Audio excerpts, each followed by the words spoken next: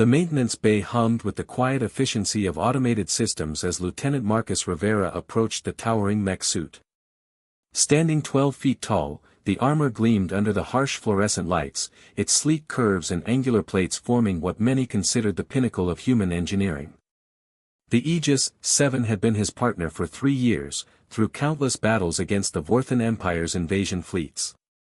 Another successful mission, Marcus murmured, running his hand along the suit's chest plate.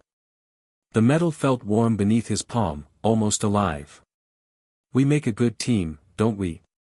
The suit's optical sensors flickered, a brief flash of blue light that Marcus had grown accustomed to.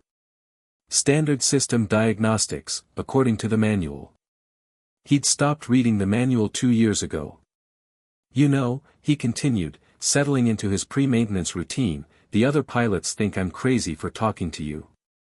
They say you're just circuits and servo motors.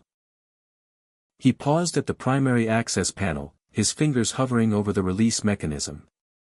But I've seen how you move out there. How you anticipate.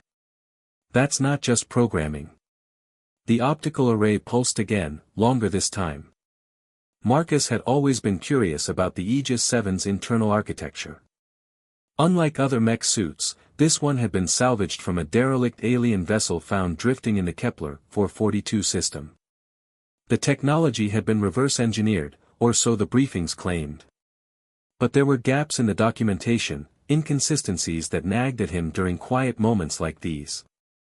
The brass says you're 100% human tech now, he said, initiating the unlock sequence. But sometimes, when we're in combat, it feels like you're making decisions I never programmed. Like you're thinking. The seals hissed as the chest panel began to retract. Steam escaped from the internal compartments, carrying with it a scent Marcus couldn't quite identify. Something organic, almost floral. Strange for a machine supposedly built from titanium alloy and quantum processors. As the panel fully opened, Marcus stepped back in shock. Where he expected to see circuit boards, power cores, and mechanical components, he found something impossible.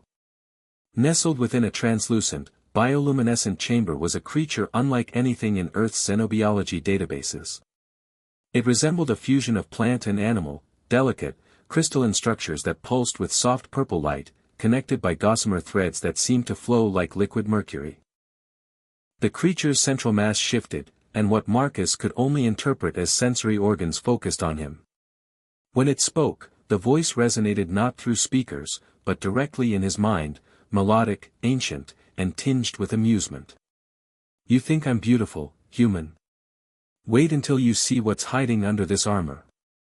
Marcus stumbled backward, his rational mind struggling to process what he was witnessing. You're alive. You're not a machine at all. I am Kithra of the Ethereal Collective. My people have been observers, studying your species through what you call combat scenarios. This armor is grown, not built, a symbiotic shell that allows me to interface with your crude but fascinating technology. The battles, you were testing us? Initially, yes. But you, Marcus Rivera, changed that equation. Your compassion toward what you believed was merely a machine intrigued us. You spoke to me as if I had a soul. The bioluminescent patterns shifted, creating what Marcus interpreted as a smile. The chamber began to pulse rhythmically, like a heartbeat. My true form is energy and consciousness woven into living crystal. What you see is merely how I choose to manifest in your dimensional framework. Your species has potential, Marcus. More than my collective initially calculated.